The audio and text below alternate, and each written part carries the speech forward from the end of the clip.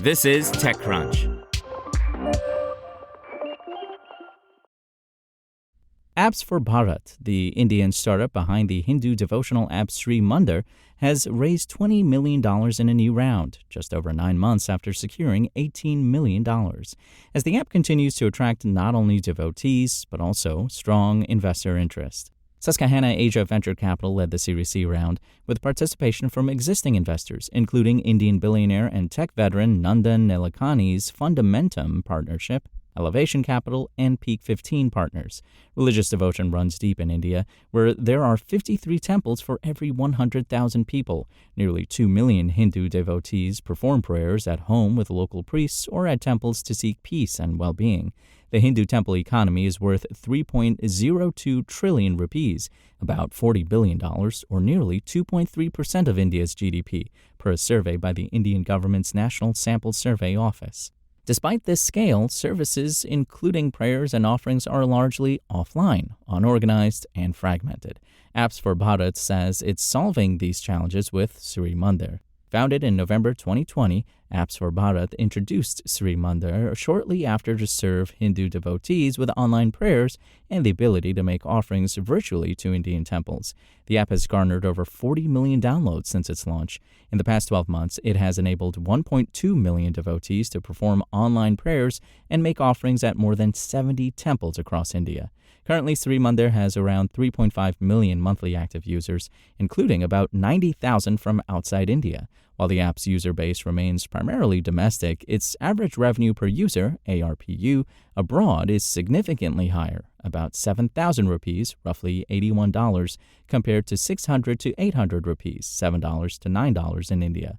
Notably, nearly 20% of the platform's revenue comes from the Indian diaspora in the US, UK, UAE, Canada, Australia, and New Zealand, according to the Bengaluru-based startup. Meanwhile, the number of registered Sri Mandir users outside India is growing at 15% quarter over quarter, reaching 700,000. Domestically, the app's Indian user base is evenly split between Tier 1 and Tier 2 towns, with 30% of users under the age of 35. Outside India, the majority of users are men and women aged 30 and above. At the start of 2025, Sri Mandir surpassed a $12 million run rate, AppsForBharat founder and CEO Prashant Sachin said in an interview. The app also has a 6-month retention rate of roughly 55%, meaning that more than half its users remain active 6 months after first joining. The app has been retentive and primary because these transactions are something that the user will do throughout the year, multiple times a year, Sachin told TechCrunch.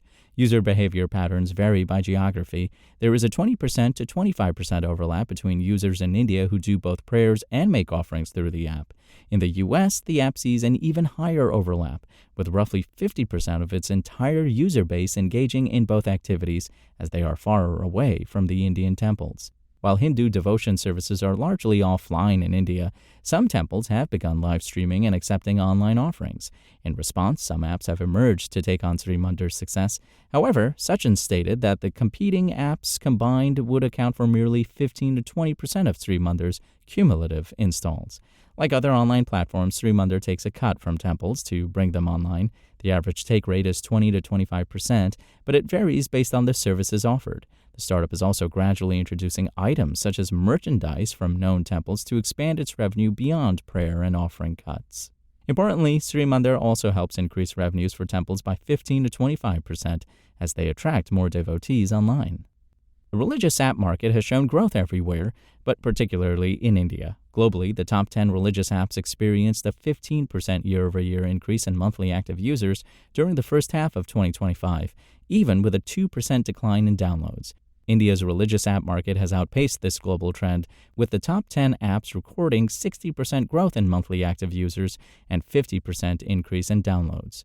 Paradoxically, while India's religious app market boomed, Sri Mandir lost a little ground. The app ranked among the top 35 religious apps globally and held the top position among religious apps in India during the first half of 2024. This year, it dropped second place in India, overtaken by LifeChurch.tv's Bible app, which claims to have more than 80 million average monthly active users globally. Sri Mandir remains the leading Hindu devotional app, however. Overall, religious tech funding in India reached its peak in 2024, attracting $50.5 million that year alone, while global funding in the space peaked earlier in 2021, followed by a gradual decline, according to Indian private market tracker Traction and data shared with TechCrunch. India has accounted for 15% of the total global investment in religious tech since 2020, making it the second largest market after the U.S. in terms of funding volume.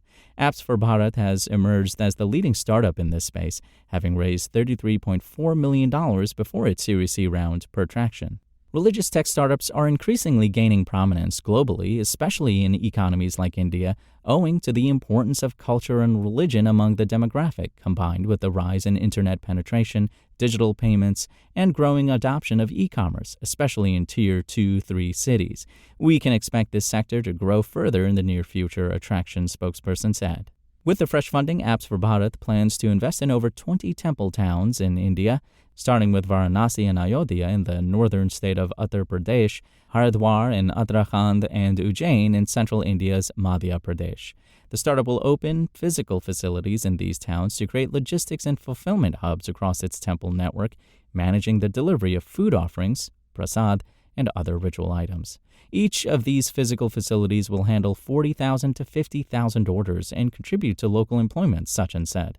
Additionally, the startup is enhancing the user experience on its app with AI-led features, including the ability to ask questions about faith, specific prayers, and festivals, which users would typically ask a priest or their elders. The startup will work with subject matter experts and deploy safeguards to prevent instances of hallucination, where AI makes up information on its own, Sachin said.